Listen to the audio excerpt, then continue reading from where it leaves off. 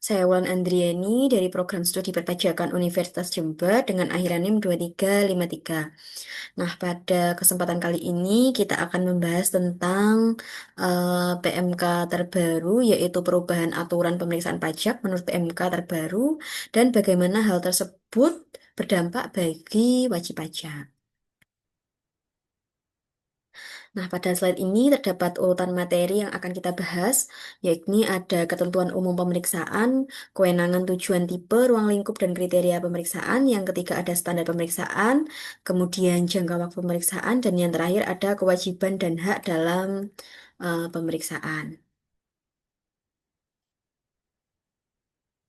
Nah, di sini ada ketentuan umum pemeriksaan. Yang pertama ada pemeriksaan pajak.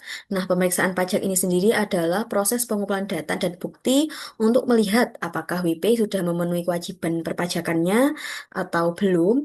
Nah, proses ini harus dilakukan secara objektif dan mengikuti standar pemeriksaan. Nah, yang selanjutnya ada pemeriksa pajak. Nah, pemeriksa pajak ini adalah pegawai DJP atau tenaga ahli yang resmi ditunjuk untuk melakukan pemeriksaan. Nah, mereka ini memegang wewenang penuh untuk mengakses dan menilai data perpajakan.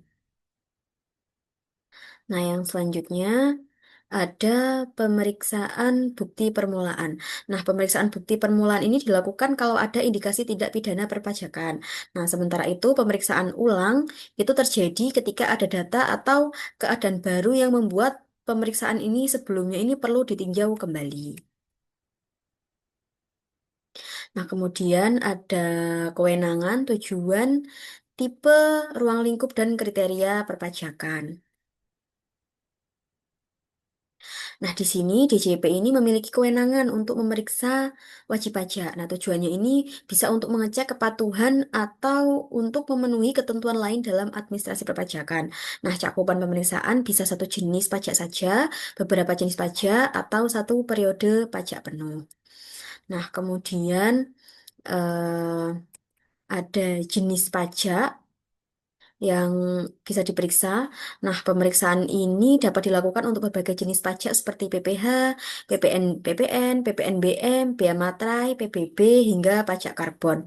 Nah, semua pajak ini yang berada di bawah DJP dapat menjadi objek pemeriksaan. Nah, yang selanjutnya ada tipe pemeriksaan. Nah, di sini pemeriksaan lengkap ini dilakukan untuk mengecek seluruh pos SPT secara detail. Nah, kemudian ada pemeriksaan terfokus. Di sini hanya beberapa pos tertentu saja yang diuji. Nah, sedangkan di pemeriksaan spesifik ini pemeriksaan sederhana untuk hal yang sangat khusus atau berdasarkan data tertentu. Nah, di sini ada kriteria pemeriksaan untuk menguji kepatuhan wajib pajak. Nah, wajib pajak bisa masuk kategori pemeriksaan kalau misalnya mengajukan restitusi, melaporkan SPT lebih bayar atau rugi, ditemukan data yang menunjukkan kurang bayar, atau tidak menyampaikan SPOP. Nah, kemudian ada kriteria pemeriksaan dalam tujuan lain.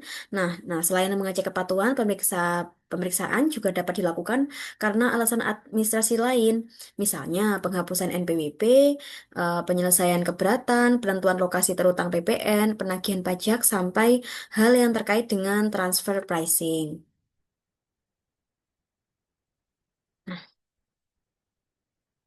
ini sama dengan yang tadi. Kemudian ada standar pemeriksaan. Nah, pemeriksaan ini dijalankan dengan tiga standar, yakni ada standar umum, standar pelaksanaan, dan standar pelaporan. Nah, standar umum ini menyangkut kompetensi dan integritas pemeriksa.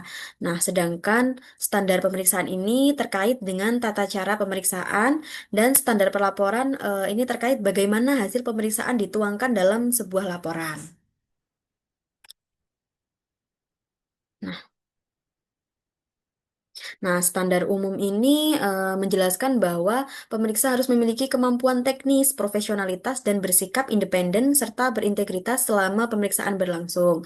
Nah, standar pelaksanaan ini pada tahap ini pemeriksa wajib melakukan persiapan menggunakan teknik pemeriksaan yang tepat dan memastikan semua temuan didukung bukti yang valid. Nah, Pemeriksaan bisa dilakukan di kantor DJP maupun di lokasi wajib pajak. Nah, yang kemudian ada standar pelaporan. Nah, standar pelaporan ini hasil pemeriksaan harus disusun dalam bentuk LHP atau laporan hasil pemeriksaan. Nah, dokumen ini kemudian menjadi dasar penerbitan ketetapan pajak.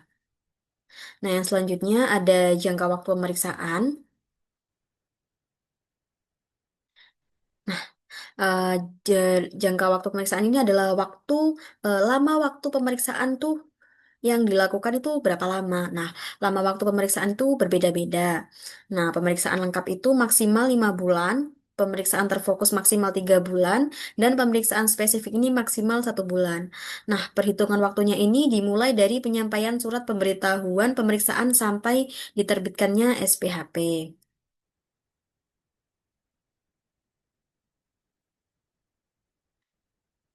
Nah, yang kemudian ada perpanjangan jangka waktu pemeriksaan.